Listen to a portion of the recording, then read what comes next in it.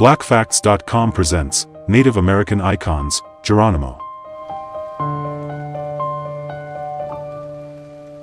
Geronimo was a Bidanko Apache leader of the Chiricahua Apache, who led his people's defense of their homeland against the military might of the United States. He continued the tradition of the Apaches resisting white colonization of their homeland in the Southwest, participating in raids into Sonora and Chihuahua in Mexico. A legend of the untamed American frontier, the Apache leader Geronimo was born in June 1829 in Nodoyan Canyon, Mexico. He was a naturally gifted hunter, who, the story goes, the boy swallowed the heart of his first kill to ensure a lifetime of success on the chase. Being on the run certainly defined Geronimo's way of life. He belonged to the smallest band within the Chiricahua tribe, the Bidanko. The Apaches were surrounded by enemies, not just Mexicans, but also other tribes, including the Navajo and Comanches. Raiding their neighbors was also a part of the Apache life. In response, the Mexican government put a bounty on Apache scalps, offering as much as $25 for a child's scalp. But this did little to deter Geronimo and his people. At the age of 17, Geronimo had already led several successful raiding operations. Geronimo fell in love with a woman named Elope. They married and had 3 children together. However, tragedy struck when he was out on a trading trip and Mexican soldiers attacked his camp. Once Geronimo returned home, he found his mother, wife, and 3 children all dead. The murders devastated Geronimo. In the tradition of the Apache, he set fire to his family's belongings and then, in a show of grief, headed into the wilderness to bereave the deaths. There, it is said, while he was alone and crying, a voice came to Geronimo that promised him, "No gun will ever kill you. I will take the bullets from the guns of the Mexicans, and I will guide your arrows."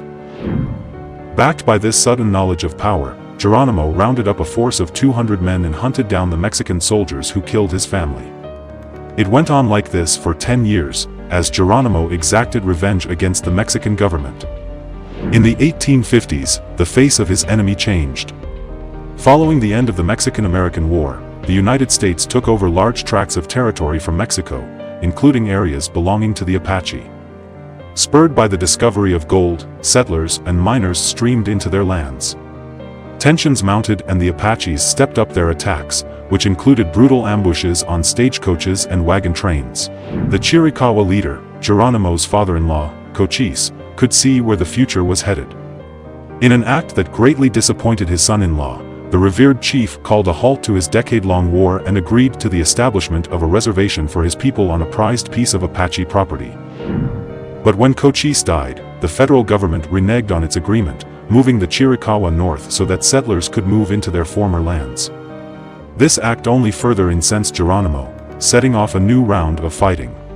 Geronimo proved to be as elusive and aggressive. However, in 1877 authorities finally caught up with him and sent him to the San Carlos Apache Reservation.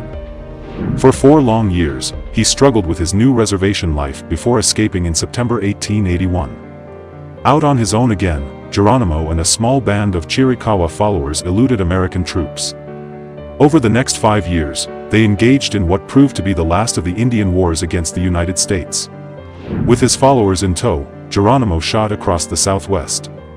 As he did, the seemingly mystical leader was transformed into a legend as newspapers closely followed the Army's pursuit of him. At one point nearly a quarter of the Army's forces, 5,000 troops were trying to hunt him down. Finally, in the summer of 1886, he surrendered and was the last Chiricahua to do so. Geronimo and his followers were imprisoned in several places such as Florida, Alabama, and then Fort Sill in Oklahoma. They spent 27 years as prisoners of war. In 1905, he published his autobiography and received a private audience from President Theodore Roosevelt. While riding home in February 1909, he was thrown from his horse.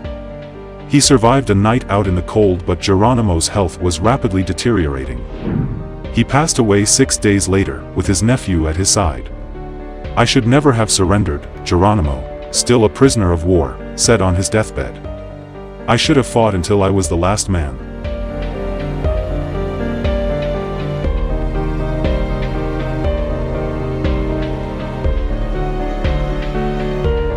Learn Black history, teach Black history at blackfacts.com.